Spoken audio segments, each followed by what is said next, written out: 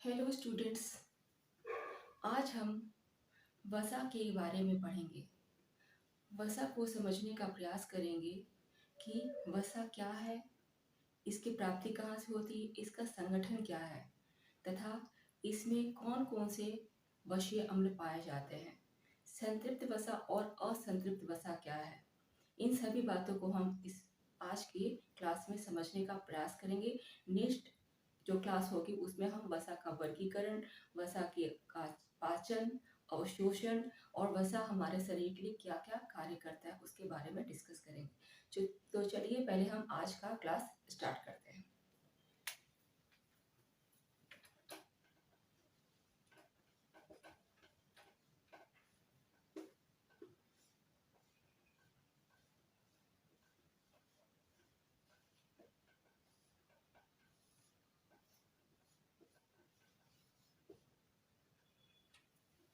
वसा वसा एक कार्बनिक तत्व है जो कि कार्बन, हाइड्रोजन और ऑक्सीजन से मिलकर बना है। जिस प्रकार कार्बोहाइड्रेट एक कार्बनिक तत्व है, वो भी कार्बन, हाइड्रोजन, ऑक्सीजन से मिलकर ही बना है। लेकिन कार्बोहाइड्रेट की जब बात करें तो उसमें उसका संगठन अलग होता है, लेकिन वसा में जब कार्बन, हाइड्रोजन और ऑक्सीजन की बात करते हैं तो वसा में उनका संगठन अलग होता है। वसा सभी भोज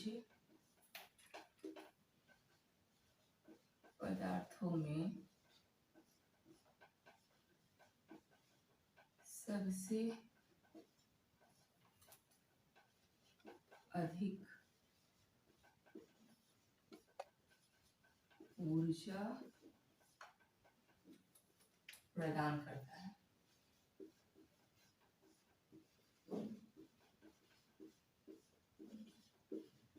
कितना ऊर्जा प्रदान करता है? तो 9.2 कैलोरी ऊर्जा। 1 ग्राम वसा जब हम खाएंगे तो 9.2 कैलोरी ऊर्जा की हमें प्राप्ति होती है। ठीक है, ये क्या है? वसा का ग्लिसरॉल, 3 अणु ग्लिसरॉल फैटी एसिड और 1 अणु ग्लिसरॉल का मिश्रण होता है। वसा क्या है?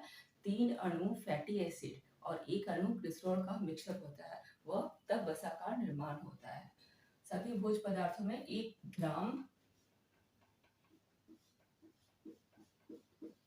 ग्राम वसा से 9.2 किलो कैलोरी ऊर्जा का उत्पादन होता है।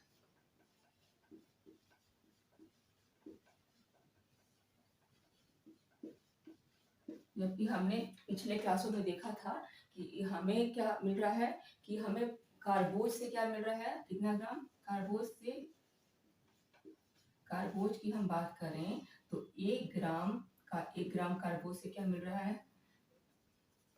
1 ग्राम कार्बोज से हमें मिल रहा है 4.2 कैलोरी ऊर्जा, है ना। और अगर हम 1 ग्राम प्रोटीन की बात करें, 1 ग्राम प्रोटीन की बात करें तो इससे भी हमें 4.2 कैलोरी ऊर्जा की प्राप्ति होती है। परंतु जब हम 1 ग्राम वसा की बात करते हैं, 1 ग्राम वसा की बात करते हैं तब हमें क्या मिलता है? 9.2 कैलोरी ऊर्जा की प्राप्ति होती है ना। तो इस प्रकार हम देखते हैं कि वसा से हमें सीधे 2.5 गुना, कार्बोज और प्रोटीन की तुलना में 2.5 गुना अधिक, कितनी? 2.5 गुना, 2.5 अधिक ऊर्जा की प्राप्ति हो रही है।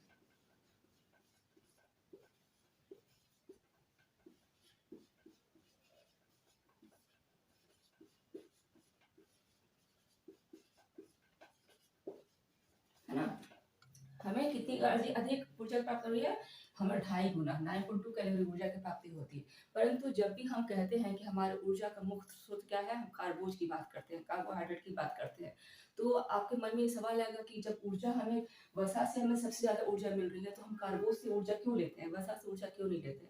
तो हम कार्बोज से ऊर्जा इसलिए लेते हैं कि कार्बोज से जो हमें ऊर्जा मिलती है, एनर्जी मिलती है, वो हमारे शरीर में हमें काम करने के लिए ताकत देता है और आसानी से पच जाता है।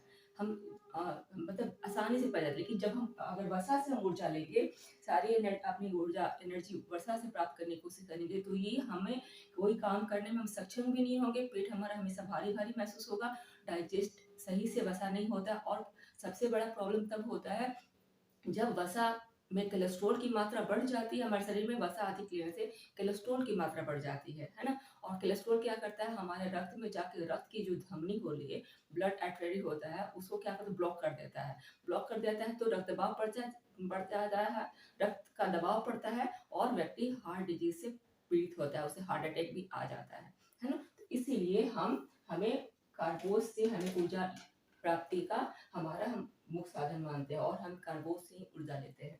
अब हम देखेंगे कि हमें इंडियन जो थाली होता है, उसमें हम कितनी मात्रा में कार्बोज लेते हैं, कितनी मात्रा में प्रोटीन लेते हैं और कितनी मात्रा में हमें वसा की जरूरत पड़ती है। तो जब हम कार्बोज की बात करते हैं तो हमने पढ़ा था कि 60 से 70% कार्बोज की आवश्यकता होती है, 60 से 70% होती है। प्रोटीन की अगर बात करें तो प्रोटीन हमें 10 से 15% प्रोटीन की आवश्यकता होती है। और जब हम वसा की बात करते हैं तो वसा की आवश्यकता हमें कितनी होती है, हमें वसा की आवश्यकता 20 से या 25 से 30%, या अगर 20 से 30% या 25 से 30% हम अपने आहार में वसा की मात्रा ले सकते हैं।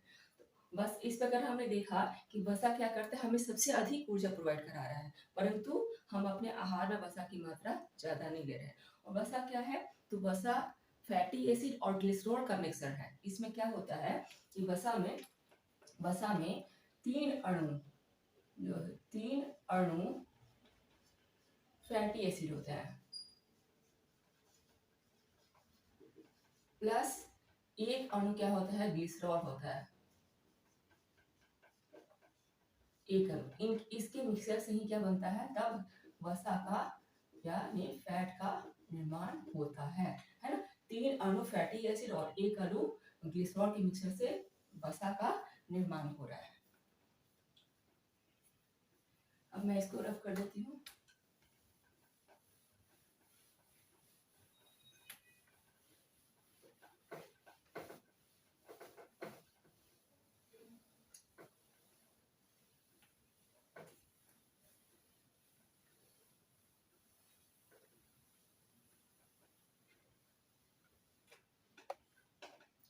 वसा का अब हम संगठन देखते हैं कि वसा का संगठन क्या है। वसा का संगठन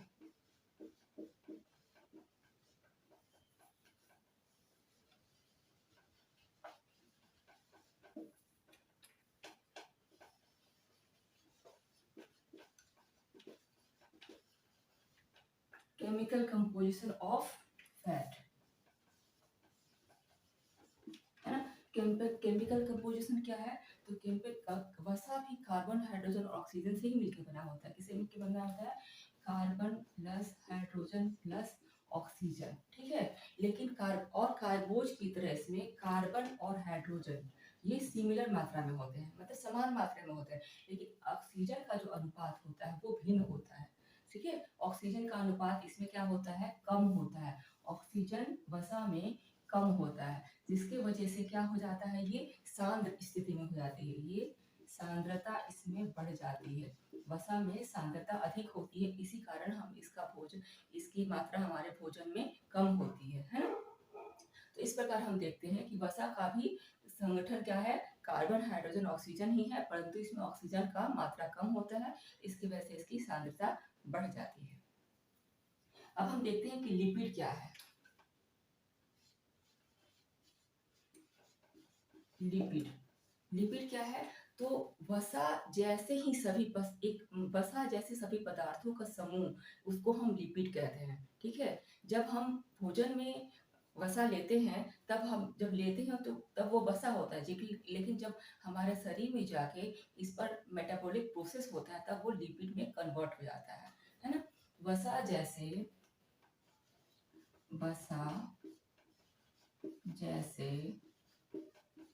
सभी पदार्थों, यानी कि तेल, घी, मक्खन, है ना, जो भी हो, जो भी वसा जैसे पदार्थ हैं कि समूह को प्रदर्शित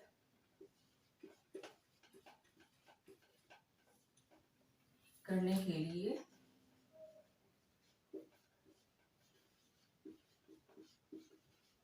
हम लिपिड का इस्तेमाल करते हैं।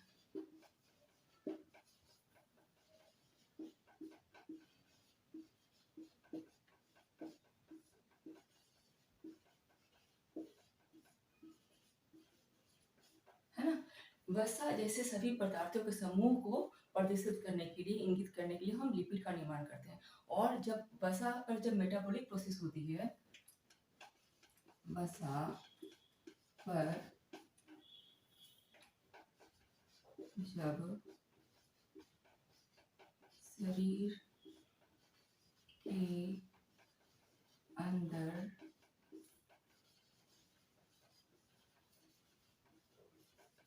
मेटाबॉलिक प्रोसेस होता है, तब यह लिपिड कहलाता है। ठीक है?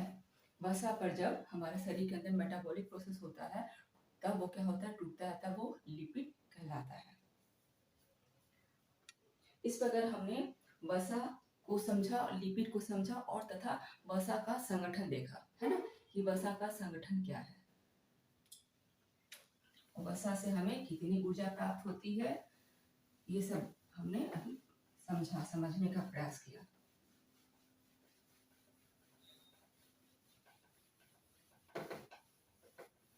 वसा की घुलनशीलता देखते हैं। वसा क्या है, ये जल में अघुलनशील है, यानी कि जल में अघुलनशील, जल में अघुलनशील।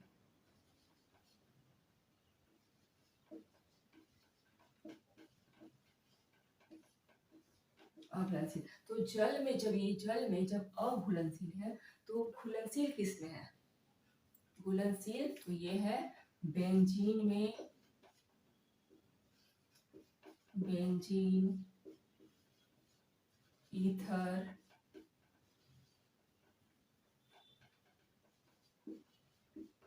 क्लोरोफॉर्म, पेट्रोलियम,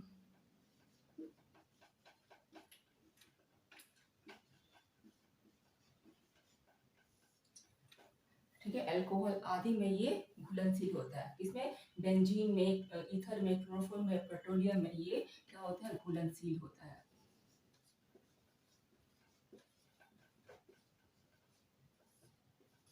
घुलनशील है ना? ठीक है। अब हम देखते हैं कि वसा और तेल में क्या अंतर होता है, किस चीज, कब हम वसा कहते हैं फैट को और कब हम तेल कहते हैं। तो जब वसा जब 20 डिग्री तापमान पर लिक्विड फॉर्म में, लिक्विड रूप में होता है,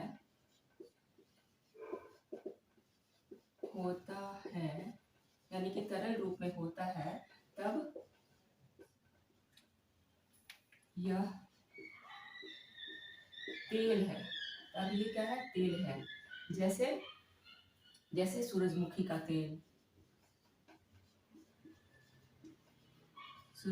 तेल, अलसी का तेल, तिल, मूंगफली, है, तिल हो गया, सोयाबीन हो गया,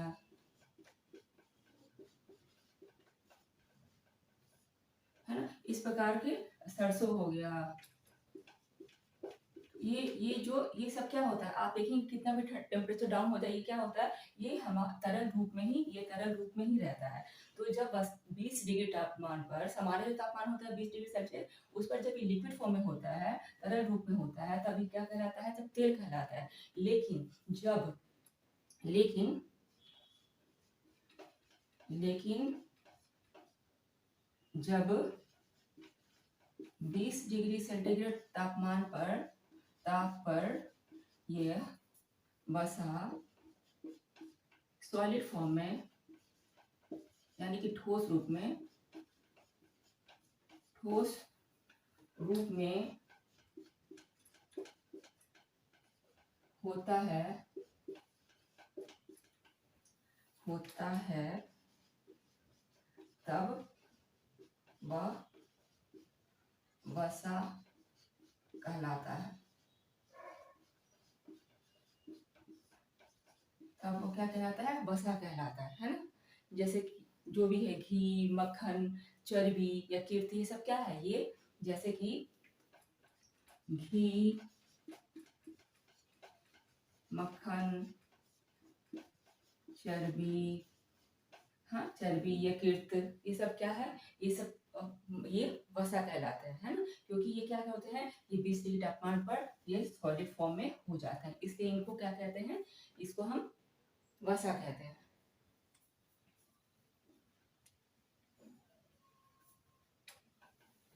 तो हमने देखा कि वसा जल में घुलनशील नहीं है, ये किसमें घुलनशील है, बेंजीन, ईथर, पेट्रोलियम आदि में ये क्या है, घुलनशील है।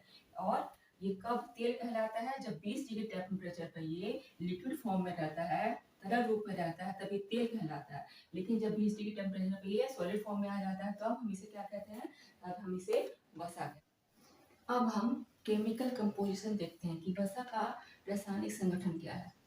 वसा का रासायनिक संगठन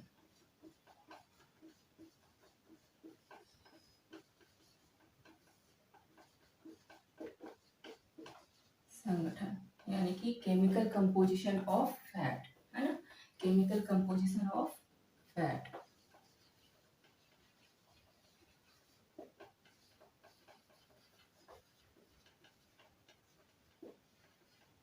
ऑफ फैट।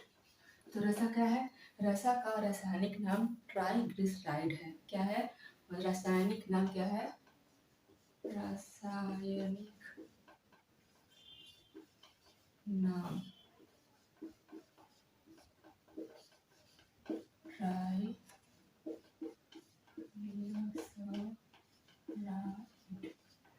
ट्राइग्लिसराइड। वसा का रासायनिक नाम क्या है, ट्राइग्लिसराइड है।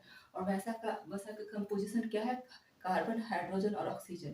कार्बन, हाइड्रोजन, ऑक्सीजन कार्बोज में भी होता है, परंतु यहाँ वसा में क्या है, कार्बन, हाइड्रोजन और ऑक्सीजन का अनुपात भिन्न होता है, इसीलिए इसे ट्राइग्लिसराइड कहते हैं। और वसा जब टूटता है पाचन के बाद, वसा का जब पाचन होता है ना, पाचन होता है, तो क्या किसमें टूटता है पाचन के बाद, ये 3 अणु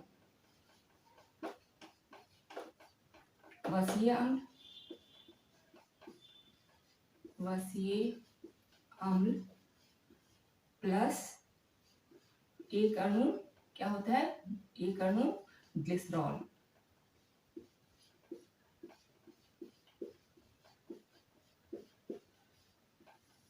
वसा का पाचन जब होता है तो इसे क्या मुक्त होता है कि 3 अणु वसीय अम्ल, है ना, फैटी एसिड, और एक मॉलिक्यूल किसका, ग्लिसरॉल का मुक्त होता है। तो ये वसा का संगठन है, ठीक है। इसके बाद हम पढ़ेंगे, इसमें हमने जब स्टार्टिंग में देखा था कि वसा और लिपिड, है ना, तो वसा कब होता है और लिपिड कब कहते हैं, ये हम समझेंगे कि हम वसा को वसा कब कहते हैं। तो वसा जब हम खाते हैं भोजन के माध्यम से, तब वो वसा होता है, लेकिन जब हमारे शरीर में जाके उसका मेटाबॉलिक प्रोसेस होने लगता है, तो वो लिपिड में कन्वर्ट हो जाता है ना। अब हम इसमें 2 टर्म है हुआ है, एक क्या है, एक है वसीय अम्ल यानी कि फैटी एसिड, दूसरा ग्लिसरॉल। एक है वसीय अम्ल, दूसरा ग्लिसरॉल। तो हम देखते हैं कि ग्लिसरॉल क्या कहलाता है। ग्लिसरॉल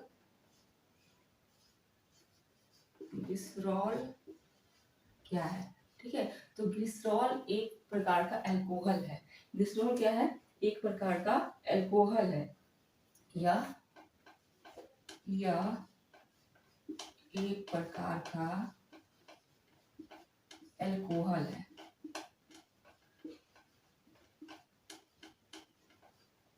अल्कोहल है ना? क्या है ग्लिसरॉल? एक प्रकार का अल्कोहल है जिसमें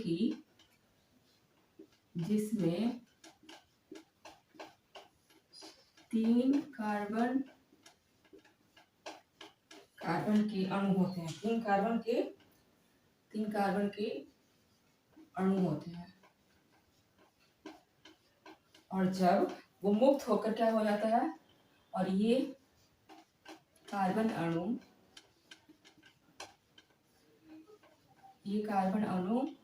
मुक्त होकर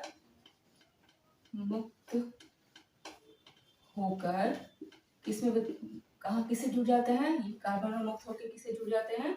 तो ये फैटी एसिड से, तीन अणु वसीय अम्ल से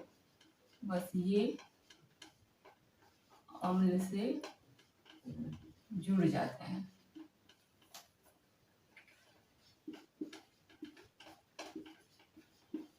देखिए, तो इस प्रकार हम देखते हैं कि ग्लिसरॉल क्या है। ग्लिसरॉल एक प्रकार का अल्कोहल है जिसमें कार्बन के 3 अणु होते हैं, ठीक है। और ये कार्बन के अणु क्या करते हैं, जब मुक्त होते हैं हाइड्रोलाइसिस की क्रिया से, तो ये क्या होते हैं, वसीय अम्ल में ये जुड़ जाते हैं।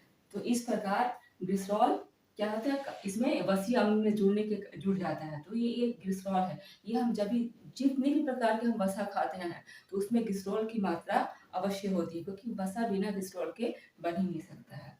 अब हम देखते हैं कि वसीय अम्ल क्या है। हमने देखा कि ग्लिसरॉल क्या है, ठीक है। अब वसीय अम्ल क्या है और कितने प्रकार के होते हैं।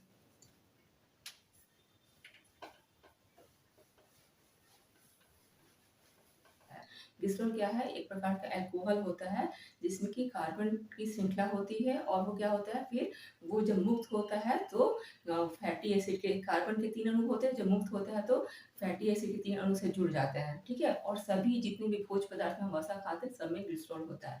अब हम देखते हैं कि वसीय अम्ल क्या है। वसीय अम्ल में भी कार्बन की श्रृंखला होती है, लेकिन जो अल्कोहल में कार्बन की श्रृंखला होती है उसमें यहाँ पे बहुत ज़्यादा मात्रा में अधिक कार्बन की श्रृंखला होती है, और उसमें क्या होता है, हाइड्रोजन की जो स्थिति होती है वो हाइड्रोजन कम होता है। तो हाइड्रोजन जब कार्बन से जुड़ता है तो उसकी स्थिति के कारण ही वसीय अम्ल का जो है स्ट्रक्चर और या रासायनिक संरचना उसकी भिन्न होती है। देखते हैं कि वसीय अम्ल,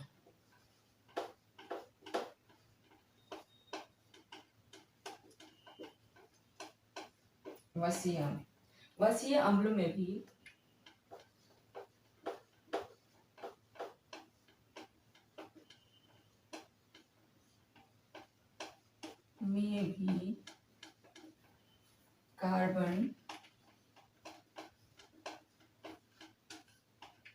कार्बन की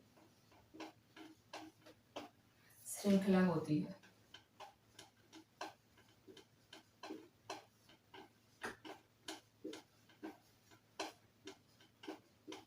ना, इसमें किंतु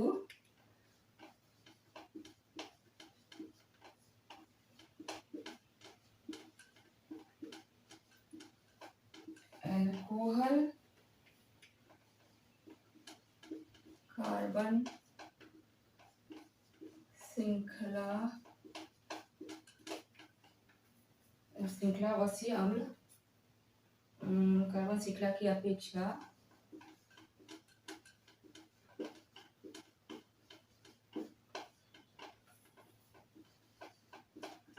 कार्बन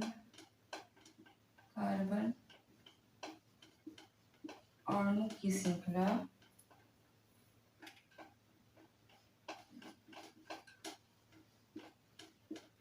अधिक लंबी होती है,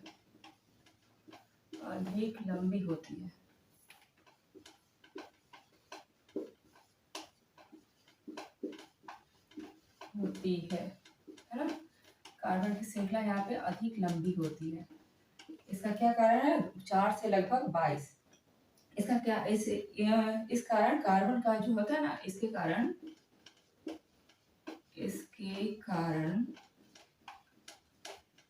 इसका कारण कि हाइड्रोजन जो है, हाइड्रोजन जब कार्बन से जुड़ता है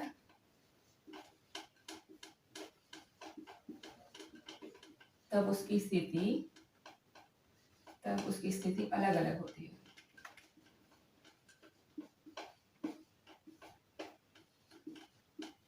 अलग अलग होती है ना, होती है। इसीलिए कुछ जो वसीय अम्ल है वो संतृप्त होते हैं और कुछ असंतृप्त माने जाते हैं। उसको दो कैटेगरी में डिवाइड करके हम देखते हैं वसीय अम्ल को। वसीय अम्ल को दो कैटेगरी में डिवाइड करते हैं, संतृप्त वसीय अम्ल और असंतृप्त वसीय अम्ल। वो क्यों होता है? क्योंकि हाइड्रोजन जब कार्बन से जुड़ता है तो उसकी अलग अलग फॉर्म बनते हैं। इसकी वजह से वसीय अम्ल, कुछ वसीय अम्ल संतृप्त होते हैं और कुछ वसीय अम्ल असंतृप्त होते हैं। अब हम देखते हैं कि कौन कौन से वसीय अम्ल संतृप्त हैं और कौन कौन से असंतृप्त हैं।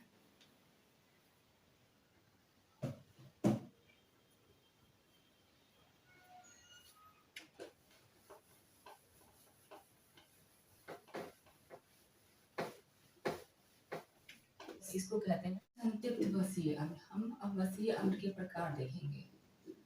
वसीय अम्ल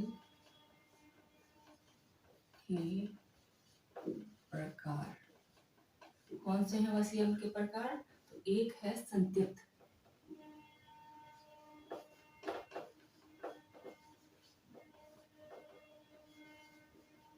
वसीय अम्ल, ठीक है।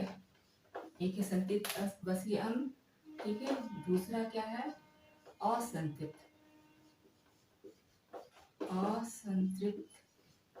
वसीय अम्ल, ठीक है। एक हो गया संतृप्त वसीय अम्ल, दूसरा असंतृप्त वसीय अम्ल। असंतृप्त वसीय अम्ल को हम बाद में दो भागों में बांट के पढ़ेंगे। पहले हम संतृप्त वसीय अम्ल को देखते हैं कि संतृप्त वसीय अम्ल क्या है। तो संतृप्त वसीय अम्ल क्या है? यह इसको की सैचुरेटेड फैट कहते हैं। इसको सैचुरेटेड फैट, सैचुरेटेड फैट, ये क्या हो गया? Unsaturated fat.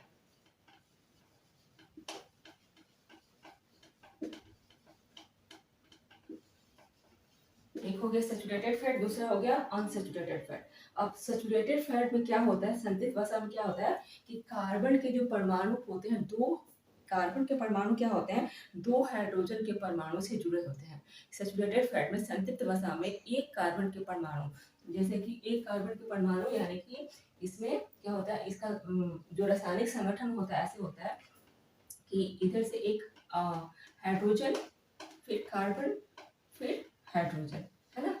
इस तरीके से इसको मिथाइल समूह कहते हैं। कार्बन का जो संतृप्त वसा में क्या होता है? संतृप्त वसीय अम्ल में क्या होता है कि कार्बन का एक परमाणु दो हाइड्रोजन के परमाणु से सिंगल बॉन्ड में जुड़ा होता है, ठीक है। और इसको क्या कहते हैं? इसको, इस बॉन्ड को जिस प्रकार से जुड़ा रहता है इसको कहते हैं मिथाइल समूह। ये मिथाइल समूह है, इसको क्या कहते हैं? मिथाइल समूह, ठीक है। मिथाइल समूह जब जुड़ता है, मान लो कि ये H, इधर C, इधर H और इधर H, ये जो तीन ऐसे बॉन्ड बनाते हैं तो ये क्या है? ये तीनों, ये मिथाइल समूह कहलाते हैं। तो जब भी असंतृप्त वसीय अम्ल के स्टार्टिंग में मिथाइल समूह होता है और इसके अंत में क्या होता है? कार्बोक्सिल समूह, ठीक है। कार्बोक्सिल समूह का जो सूत्र होता है, इसके अंत में क्या हो जाएगा? COOH। COOH, ये क्या है? कार्बोक्सिल समूह, इसको कहते हैं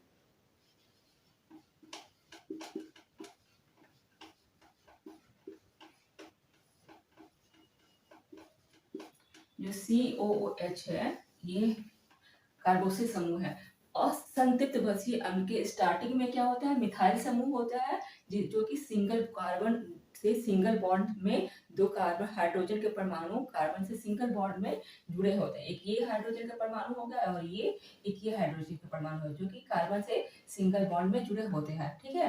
तो ये इसको कहते हैं मिथाइल समूह। और इसके अंत में क्या होता है कि असंतृप्त वसा के अंत में उसमें कार्बोक्सिल समूह होता है, जिसमें कि लास्ट में COOH, COOH होता है, इसको कार्बोक्सिल समूह कहते हैं।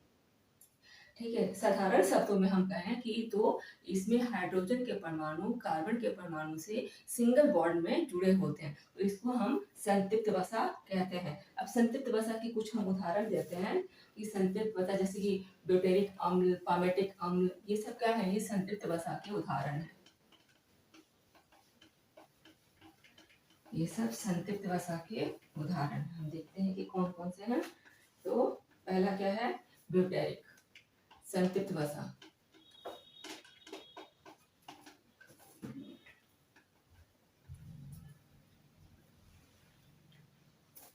वसा का रासायनिक संगठन क्या है?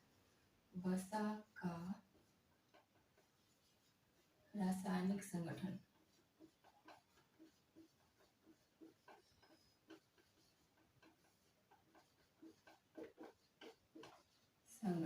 यानी कि केमिकल कंपोजिशन ऑफ फैट, है ना, chemical composition of fat.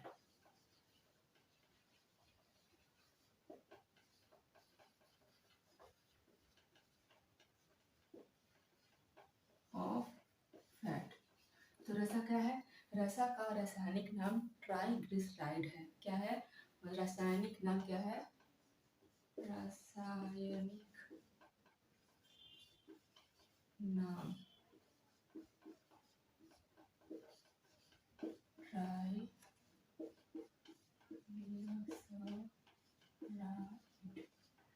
Triglyceride. वसा का रासायनिक नाम क्या है? ट्राइग्लिसराइड है। और वसा का कंपोजिशन क्या है? कार्बन, हाइड्रोजन और ऑक्सीजन।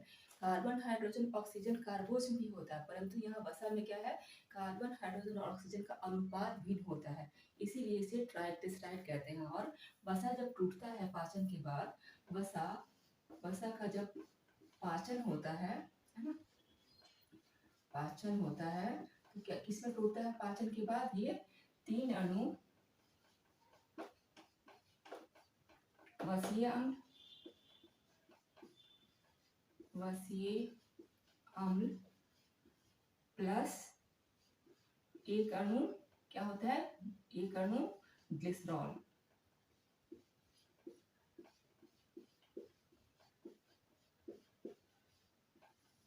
वसा का पाचन जब होता है तो इसे क्या मुक्त होता है कि तीन अणु वसीय अम्ल, है ना, फैटी एसिड, और एक मॉलिक्यूल किसका, ग्लिसरॉल का मुक्त होता है। तो ये वसा का संगठन है। ठीक है, इसके बाद हम पढ़ेंगे, इसमें हमने जब स्टार्टिंग में देखा था कि वसा और लिपिड, है ना, तो वसा कब होता है और लिपिड कब कहते हैं, ये हम समझेंगे कि हम वसा को वसा कब कहते हैं। तो वसा जब हम खाते हैं भोजन के माध्यम से तब वह वसा होता है, लेकिन जब हमारे शरीर में जाके उसका मेटाबॉलिक प्रोसेस होने लगता है तो वो लिपिड में कन्वर्ट हो जाता है ना। अब हम इसमें दो टर्म आया हुआ है, एक क्या है, एक है वसीय अम्ल यानी कि फैटी एसिड, दूसरा ग्लिसरॉल। एक है वसीय अम्ल, दूसरा ग्लिसरॉल। तो हम देखते हैं कि ग्लिसरॉल क्या कहलाता है। ग्लिसरॉल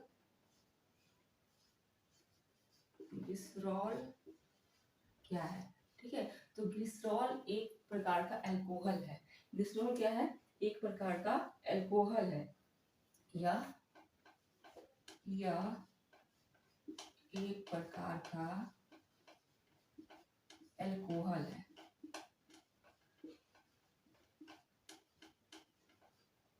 अल्कोहल है ना, क्या है ग्लिसरॉल? एक प्रकार का अल्कोहल है जिसमें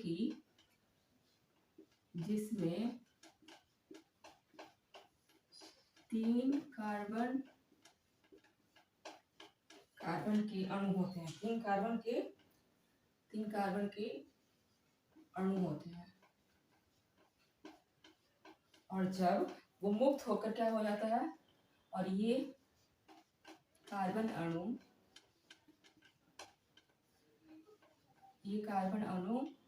मुक्त होकर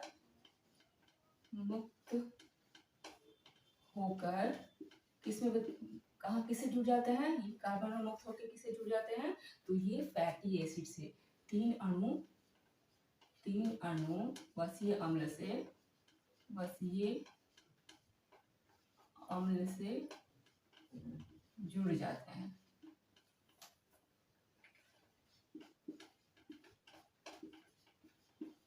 देखिए, तो इस प्रकार हम देखते हैं कि ग्लिसरॉल क्या है। ग्लिसरॉल एक प्रकार का अल्कोहल है जिसमें कार्बन के 3 अणु होते हैं, ठीक है? और ये कार्बन के अणु क्या करते हैं, जब मुक्त होते हैं हाइड्रोलिसिस की क्रिया से, तो ये क्या होते हैं, वसीय अम्ल में ये जुड़ जाते हैं। तो इस प्रकार ग्लिसरॉल क्या होता है, इसमें वसीय अम्ल में जुड़ जाता है। तो ये ग्लिसरॉल है। ये हम जब भी जितने भी प्रकार के हम वसा खाते हैं तो उसमें ग्लिसरॉल की मात्रा अवश्य होती है, क्योंकि वसा बिना ग्लिसरॉल के बन ही नहीं सकता है। अब हम देखते हैं कि वसीय अम्ल क्या है। हमने देखा कि ग्लिसरॉल क्या है, ठीक है? अब वसीय अम्ल क्या है और कितने प्रकार के होते हैं।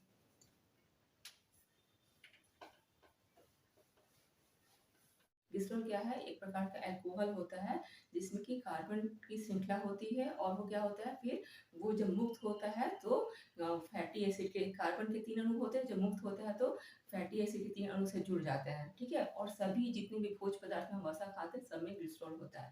अब हम देखते हैं कि वसीय अम्ल क्या है। वसीय अम्ल भी कार्बन की श्रृंखला होती है, लेकिन जो अल्कोहल में कार्बन की श्रृंखला होती है उसमें यहाँ पे बहुत ज़्यादा मात्रा में अधिक कार्बन की श्रृंखला होती है, और उसमें क्या होता है, हाइड्रोजन की जो स्थिति होती है वो हाइड्रोजन कम होता है। तो हाइड्रोजन जब कार्बन से जुड़ता है तो उसकी स्थिति के कारण ही वसीय अम्ल का जो है स्ट्रक्चर और या रासायनिक संरचना उसकी भिन्न होती है। देखते हैं कि वसीय अम्ल,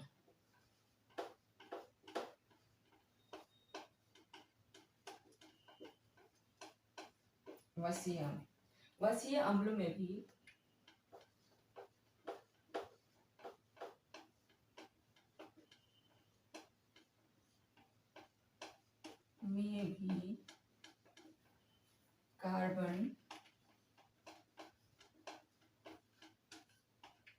कार्बन की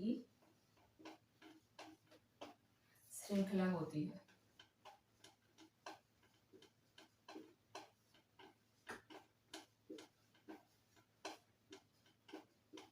है ना? इसमें किंतु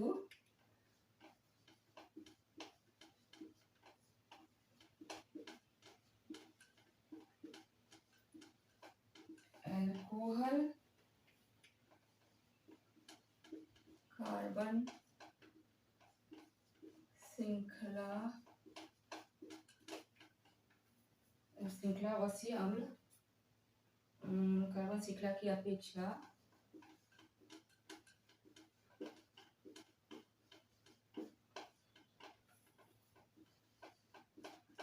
कार्बन अणु की श्रृंखला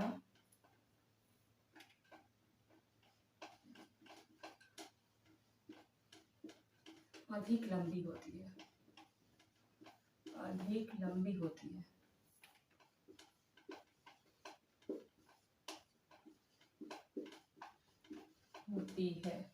है ना?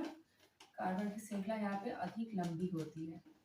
इसका क्या कारण है, 4 से लगभग 22। इसका क्या, इस कारण कार्बन का जो होता है ना, इसके कारण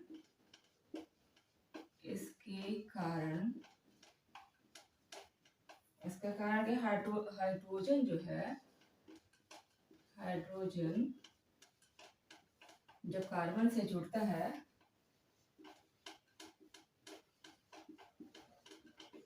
तब उसकी स्थिति अलग अलग होती है।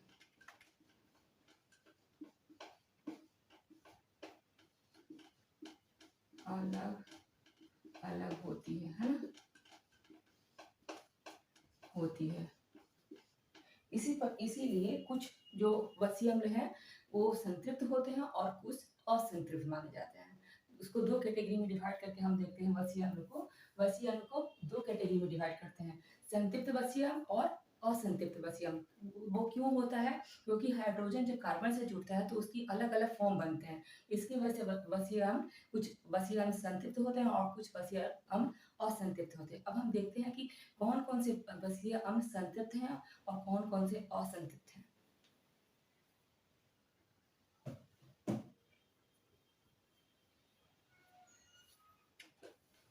वसीय अम्ल, हम अब वसीय अम्ल के प्रकार देखेंगे। वसीय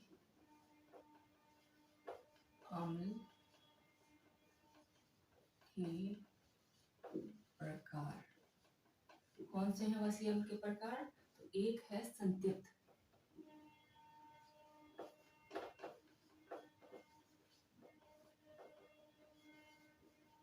वसीय अम्ल, ठीक है, एक है संतृप्त वसीय अम्ल, ठीक है। दूसरा क्या है? असंतृप्त, असंतृप्त वसीय अम्ल, ठीक है। एक हो गया संतृप्त वसीय अम्ल, दूसरा असंतृप्त वसीय अम्ल। असंतृप्त वसीय अम्ल को हम बाद में दो भागों में बांट के पढ़ेंगे। पहले हम संतृप्त वसीय अम्ल को देखते हैं कि संतृप्त वसीय अम्ल क्या है। तो संतृप्त वसीय अम्ल क्या है? यह इसको की सैचुरेटेड फैट कहते हैं। इसको सैचुरेटेड फैट, सैचुरेटेड फैट, ये क्या हो गया? Unsaturated fat.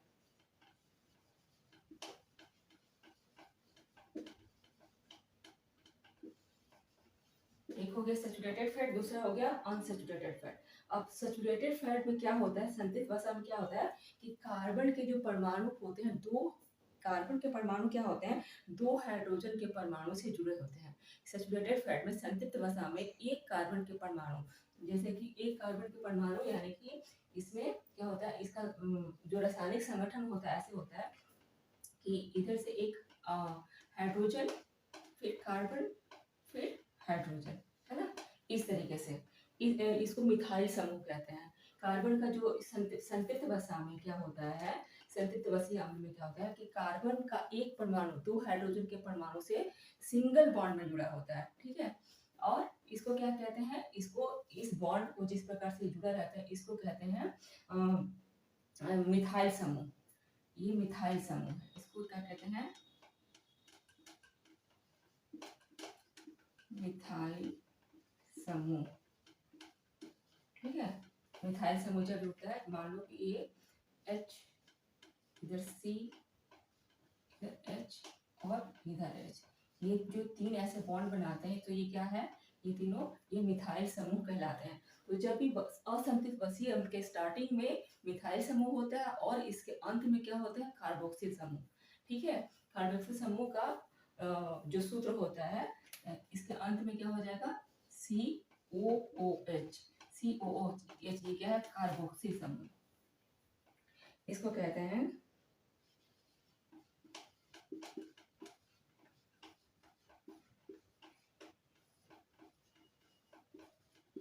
जो COOH है, ये कार्बोक्सिल समूह है। असंतृप्त वसीय अम्ल के स्टार्टिंग में क्या होता है? मिथाइल समूह होता है, जो कि सिंगल कार्बन से सिंगल बॉन्ड में दो कार्बन हाइड्रोजन के परमाणु कार्बन से सिंगल बॉन्ड में जुड़े होते हैं। एक ये हाइड्रोजन का परमाणु होगा और ये हाइड्रोजन का परमाणु है, जो कि कार्बन से सिंगल बॉन्ड में जुड़े होते हैं, ठीक है। तो ये इसको कहते हैं मिथाइल समूह। और इसके अंत में क्या होता है कि असंतृप्त वसा के अंत में उसमें कार्बोक्सिल समूह होता है, जिसमें कि लास्ट में COOH होता है। इसको कार्बोक्सिल समूह कहते हैं, ठीक है। साधारण शब्दों में हम कहें कि तो इसमें हाइड्रोजन के परमाणु कार्बन के परमाणु से सिंगल बॉन्ड में जुड़े होते हैं, तो इसको हम संतृप्त वसा कहते हैं। अब संतृप्त वसा के कुछ हम उदाहरण देते हैं कि संतृप्त वसा, जैसे कि ब्यूटेरिक अम्ल वसा।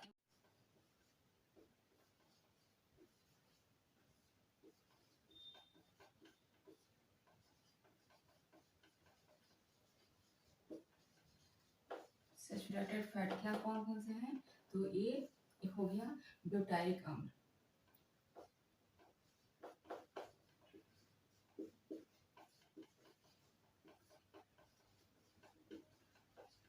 ठीक है। ब्यूटाइरिक अम्ल कहाँ पाया जाता है? तो ब्यूटाइरिक अम्ल जो मक्खन का स्वाद होता है, उसमें ब्यूटाइरिक अम्ल ही पाया जाता है। मक्खन के स्वाद के लिए यह जिम्मेदार है। मक्खन के स्वाद में कौन सा अम्ल पाया जाता है? तो ब्यूटाइरिक अम्ल मक्खन के स्वाद में पाया जाता है। उसके बाद है कैप्रिक अम्ल,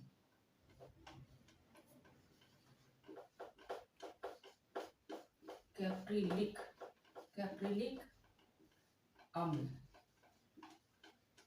कैप्रिलिक अम्ल क्या है? तो ये वनस्पति, ये किसमें होता है? मक्खन और नारियल में। तो मक्खन का जो हमने देखा कि ब्यूटाइलिक अम्ल मक्खन के स्वाद के लिए जिम्मेदार होता है, लेकिन कैप्रिलिक अम्ल में भी मक्खन का पाया जाता है, लेकिन वो क्या होता है, मक्खन का गंध, मक्खन का जो स्मेल, एक बहुत अच्छी सी स्मेल आती है, मक्खन की गंध कैप्रिलिक अम्ल में पाया जाता है और नारियल में पाया जाता है, कीरी में पाया जाता है। मक्खन का गंध और नारियल में कौन पाया जाता है, कैप्रिलिक अम्ल। अब हम देखते हैं कौन क्या है, पामेटिक अम्ल।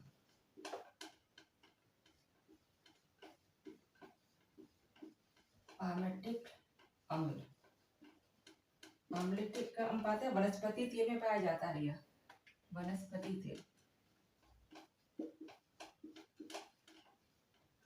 वनस्पति तेलों में पाया जाता है, यह वनस्पति तेलों में प्रमुख रूप से पाया जाता है। उसके बाद क्या है, यह आपका लॉरिक लॉरिक अम्ल,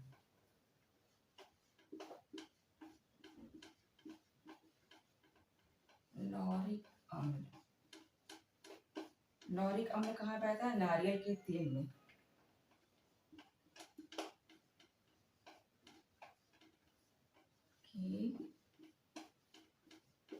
तेल में। इसके बाद है आपका स्टेरिक अम्ल। स्टेरिक अम्ल कहाँ पाया जाता है, वो प्राणिज पदार्थों में, प्राणिज और वनस्पति दोनों में पाया जाता है।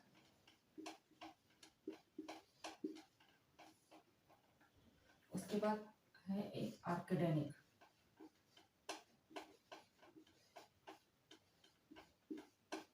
आर्किडोनिक अम्ल, अम्ल किसे पाया जाता है, मूंगफली के तेल में।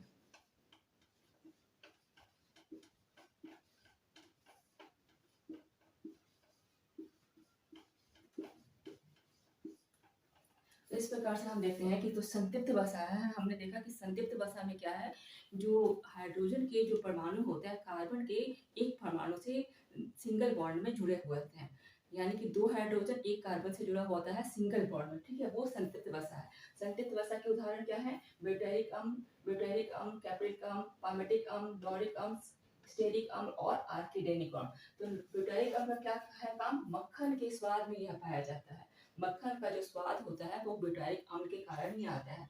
कैप्रिलिक अम्ल, मक्खन का जो स्मेल आता है, वो सुगंध सी स्मेल आती है, वो मक्खन के स्मेल के लिए कैप्रिलिक अम्ल जिम्मेदार है, नारियल में भी पाया जाता है। पामेटिक अम्ल, वनस्पति तेलों में भरपूर मात्रा में पामेटिक अम्ल पाया जाता है। लॉरिक अम्ल नारियल के तेल में पाया जाता है।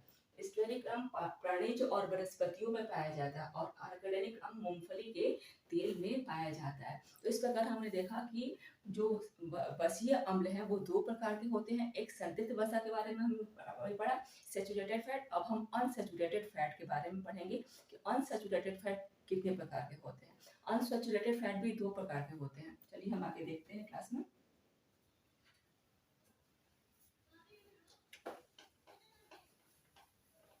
पहले हमने सैचुरेटेड यानी कि संतृप्त वसा अम्ल के बारे में देखा, अब हम असंतृप्त वसा अम्ल के बारे में देखते हैं। असंतृप्त वसा अम्ल में हाइड्रोजन की मात्रा हाइड्रोजन के अणु की मात्रा कार्बन के अणु से कम होती है। तो अनसैचुरेटेड फैटी एसिड में क्या होता है, ये हाइड्रोजन जो होता है डबल बॉन्ड से कार्बन से जुड़ा हुआ होता है। हमने देखा था कि सैचुरेटेड में जो संतृप्त वसा है उसमें क्या है, उसमें हाइड्रोजन की मात्रा ज्यादा है कार्बन से, तो इसलिए वो क्या हुआ है, वो सिंगल बॉन्ड में जुड़ा हुआ है। लेकिन यहाँ पे हाइड्रोजन की मात्रा कार्बन से कम होती है असंतृप्त में, और इसलिए ये डबल बॉन्ड से जुड़ा हुआ होता है। असंतृप्त वसीय अम्ल,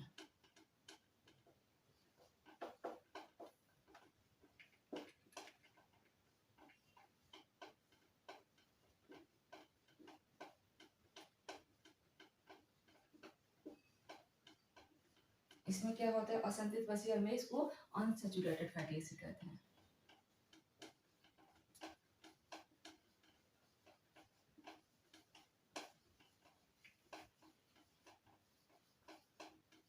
अनसैचुरेटेड फैटी एसिड्स, इसमें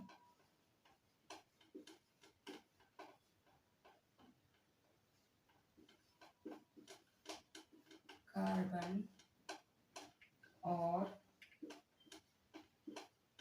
हाइड्रोजन, कार्बन और हाइड्रोजन के अणु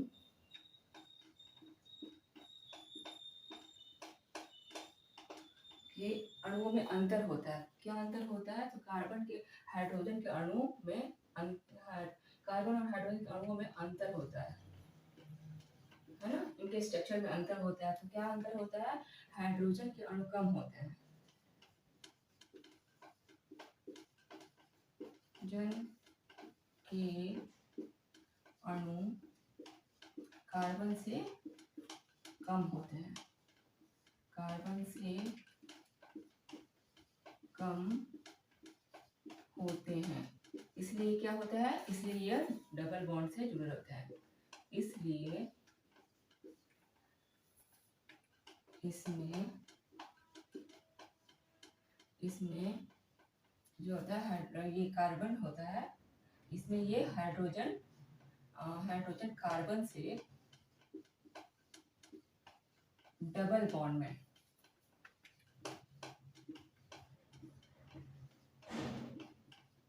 में जुड़े रहते हैं, है ना। उसमें हमने देखा था संतृप्त द्रव्य में कार्बन हाइड्रोजन अधिक है तो वहां पर सिंगल बॉन्ड से जुड़ा रहता है कार्बन से। यहाँ पे हाइड्रोजन की मात्रा क्या होती है? हाइड्रोजन कम होता है। हाइड्रोजन जब असंतृप्त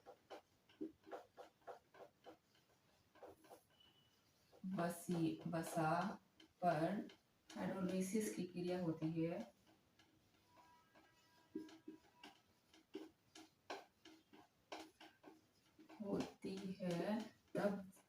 तब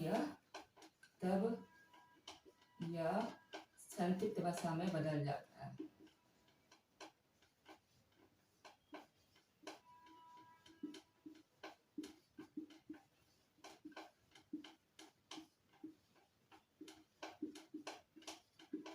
है ना, जब इस पर हाइड्रोलिसिस की क्रिया होती है तब ये संतृप्त वसा में बदल जाता है। और जब इस जो हम असंतृप्त वसा को जब हम गर्म करते हैं तो इसमें क्या होता है? एक एक्रोलिक नाम का एक वायु निकलती है। जब तेल को बार बार गर्म किया जाता है तो क्या होता है?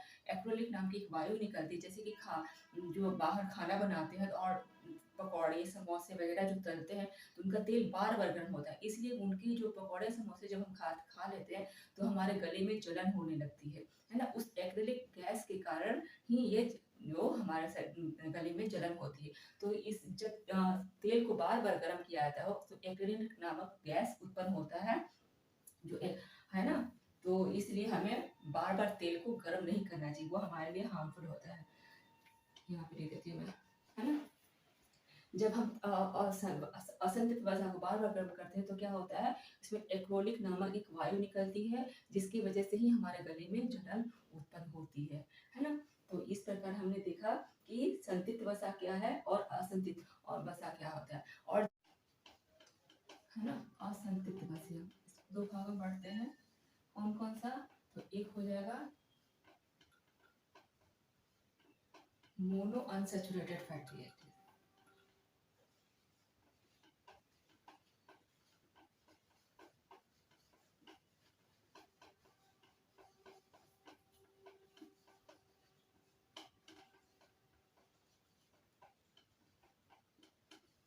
दूसरा poly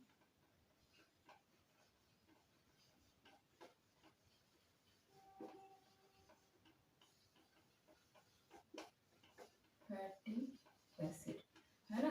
mono unsaturated fatty acid और पॉली अनसैचुरेटेड फैटी एसिड, इसको कहते हैं मूफा। कई बार क्वेश्चन पूछा जाता है इससे, मूफा क्या है? MUFA, यानी कि मोनो अनसैचुरेटेड फैटी एसिड। और दूसरा कहते हैं PUFA, पूफा, यानी कि पॉली अनसैचुरेटेड फैटी एसिड, है ना। पूफा, मूफा और पूफा, कई बार ऐसे क्वेश्चन पूछे जाते हैं कि मूफा क्या है, पूफा क्या है। आप इसे बता पाएंगे कि मोनो अनसैचुरेटेड फैटी एसिड को मूफा कहते हैं और पॉली अनसैचुरेटेड फैटी एसिड को पोफा कहते हैं। मोनो अनसैचुरेटेड क्या है? ये गुड फैट होता है। ये क्या है? गुड फैट, और इसको बैड फैट के नाम से जाना जाता है। बैड फैट, है ना। ये गुड फैट है मोनो अनसैचुरेटेड फैटी एसिड, और ये 20 डिग्री के सामान्य तापमान पर तरल अवस्था में रहता है। पॉली अनसैचुरेटेड फैट जो होता है ये क्या होता है? बैड फैट होता है, और 20 डिग्री के सामान्य तापमान पर ये क्या होता है? यह ठोस अवस्था में रहता है। ये कोलेस्ट्रॉल के लिए भी अच्छा होता है और दिल के बीमार व्यक्तियों के लिए भी अच्छा है, यानी कि दिल को तंदुरुस्त रखने में काम होता है। यह दिल के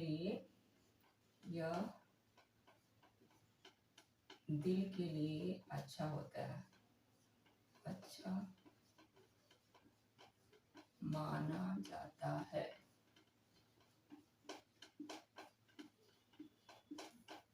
ठीक है, इसके उदाहरण हैं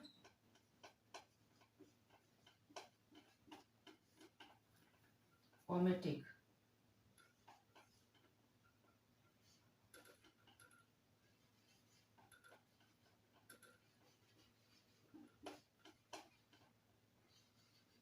पाल्मेटिक अम्ल एसिड।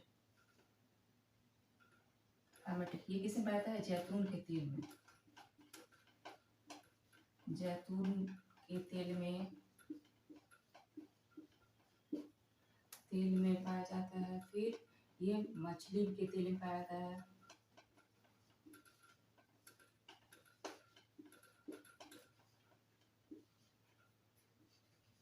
तेल में, सुअर की चर्बी में,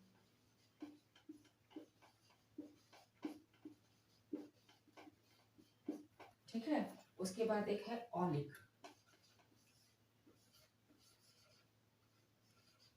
ऑलिक ये सूर्यमुखी के तेल में पाया जाता है।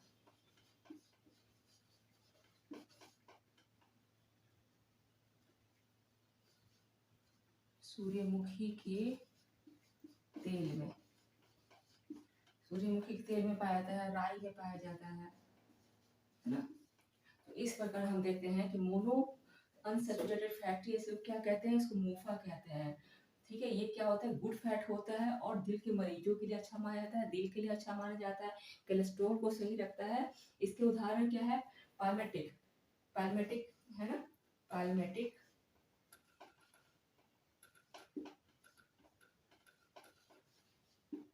ये जैतून के तेल में पाया जाता है। और किसे पाया जाता है? जैतून के तेल में पाया जाता है, मछली के तेल में पाया जाता है, सुअर की चर्बी में पाया जाता है। ऑलिक क्या है? ऑलिक सूरजमुखी के तेल में और राई में पाया जाता है। तो ये तो हमने देखा कि संतृप्त वसा को जब दो भागों में बांटते हैं, मूफा में और फूफा में, तो मूफा का हमने देखा ये क्या है। इसी प्रकार हमने देखा कि पॉली अनसैचुरेटेड फैटी एसिड है जिसको कि फूफा कहते हैं। ये क्या है? बैड कोलेस्ट्रॉल रहता है, बैड फैट, इसको बैड फैट माना जाता है। ये दिल के मरीजों के लिए अच्छा नहीं होता है। अब हम देखते हैं कि पॉली अनसैचुरेटेड फैटी एसिड में कौन कौन से आ रहे हैं। इसमें दो प्रकार के आते हैं, ओमेगा 3 फैटी एसिड और ओमेगा 6 फैटी एसिड, है ना। ओमेगा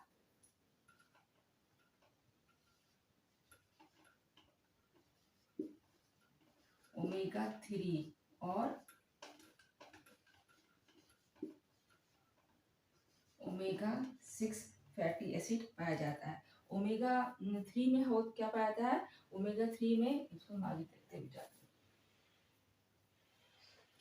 इसी प्रकार हम देखते हैं कि जो पॉली अनसैचुरेटेड फैटी एसिड के उदाहरण है ओमेगा 3 और omega 6।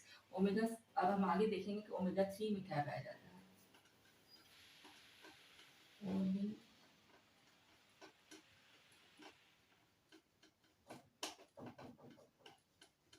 Unsaturated fatty acid,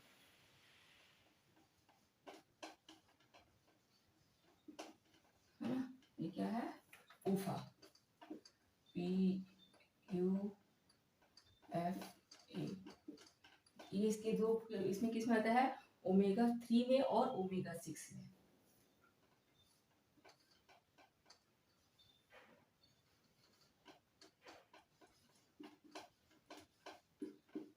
omega 3 और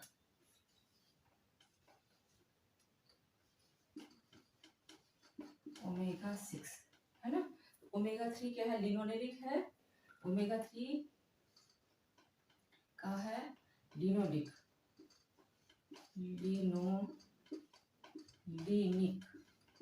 लिनोलिक अम्ल है ना। लिनोलेनिक अम्ल ये किसमें पाए जाते हैं लिनोलेनिक अम्ल, ये सोयाबीन में और अलसी में, सोयाबीन के तेल में और अलसी में। दूसरा क्या है, दूसरा है ये, इसको कहते हैं इकोसाइपेंटोनिक,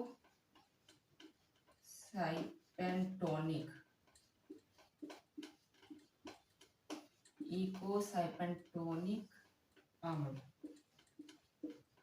ये किसमें पाया जाता है, तो ये सेलफिश जो होती है, सेलफिश, सेल मछली, सेल मछली में पाया जाता है। ठीक है। ओमेगा 3 फैटी एसिड जो है होता है वो किसमें पाया जाता है, लिनोलेनिक अम्ल में, जो कि अलसी और सोयाबीन में पाया जाता है। दूसरा है इकोसाइपोटेनिक अम्ल, जो कि सेलफिश, सेल मछली में पाया जाता है। अब हम ओमेगा 6 को देख लेते हैं कि ओमेगा 6 क्या है। लिनोलिक, ठीक है, लिनोलिक ये किसमें पाया जाता है, सूर्यमुखी में, सूर्यमुखी में और सोयाबीन में। ठीक है, सूर्यमुखी में और सोयाबीन में। लिनोलिक किसमें होता है, ये होता है लीवर में, लीवर, मांस और ऊतक। ये आर्किडोनिक जो है लीवर में और जानवरों के मांस में और ऊतक में पाया जाता है, टिश्यूज में पाया जाता है। तो इस प्रकार हमने देखा कि मुफा क्या है और फूफा क्या है ना। और जो फूफा है, पॉली अनसैचुरेटेड फैटी एसिड है, उसमें ओमेगा 3 और ओमेगा 6 हमारे लिए उपयोगी है, जिसमें कि हम लिनोलेनिक अम्ल में देखते हैं कि सोयाबीन और अलसी प्राप्त होता है, जिसका हम लोग प्रचुर मात्रा में तेल इस्तेमाल करते हैं खाने में। और इकोसाइपेंटोनिक अम्ल पाया जाता है, जो कि सेलफिश में, सेल जो मछली होती है जो समुद्र में पाई जाती है, उसमें से हमें प्राप्त होता है। ओमेगा 6 फैटी एसिड की बात करें तो लिनोलिक जो सूर्यमुखी और सोयाबीन में पाया जाता है, और आर्किडोनिक लीवर और मांस और ऊतकों में हमें प्राप्त होता है। अब हम देखेंगे कुछ आवश्यक एसेंशियल वसीय अम्ल कौन कौन से हैं। अनिवार्य वसीय अम्ल,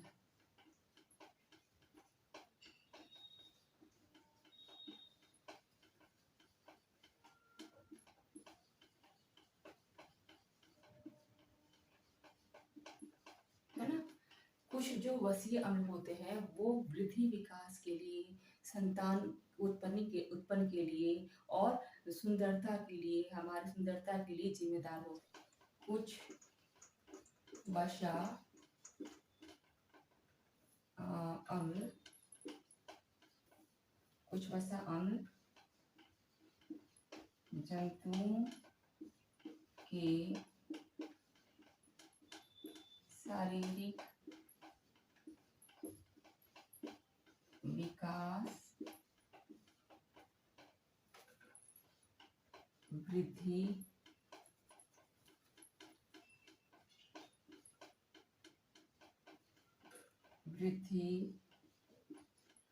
संतानोत्पत्ति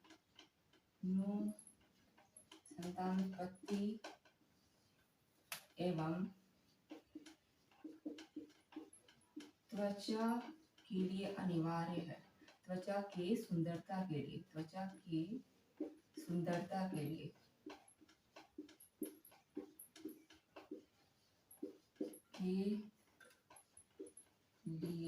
अनिवार्य होता है, यानी कि जरूरी, बिल्कुल अनिवार्य होता है, इसीलिए इसको अनिवार्य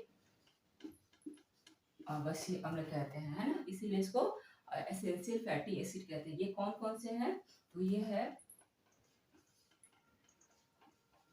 लिनोलिक, और दूसरा क्या है, लिनोलेनिक लिनोलिक, लिनोलिक। पहला है लिनोलिक, दूसरा लिनोलिक और तीसरा क्या है? आर्किडोनिक।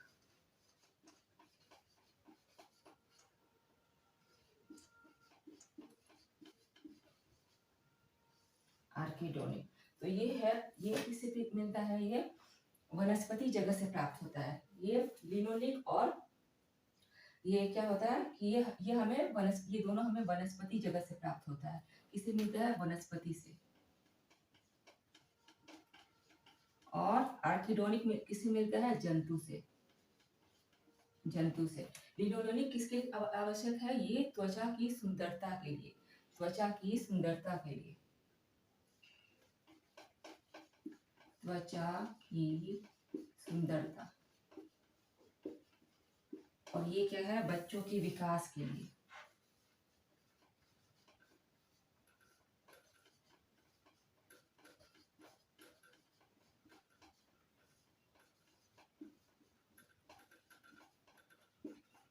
है ना? त्वचा की सुंदरता के लिए ये चाहिए लिनोलिक और लिनोनिलिक अम्ल, जो हमें वनस्पति से प्राप्त होता है। और आर्किडोनिक जो है, जो जंतुओं से प्राप्त होता है और बच्चों के विकास के लिए अनिवार्य। आज की क्लास में हमने देखा कि वसा क्या है, वसा का संगठन किस प्रकार का होता है, वसीय अम्ल क्या होते हैं, ग्लिसरॉल क्या होता है ना? और वसीय अम्ल कितने प्रकार के होते हैं, मुफा क्या है, फूफा क्या है, किस कौन कौन से आवश्यक वसीय अम्ल हमारे लिए आवश्यक है। इस प्रकार आज के चैप्टर हम यहीं पे समाप्त करते हैं। नेक्स्ट क्लास में हम लोग देखेंगे वसा का वर्गीकरण किस प्रकार से होता है, हमारे लिए किस प्रकार से उपयोगी होते हैं, और वसा का पाचन अवशोषण किस प्रकार से होता है। धन्यवाद।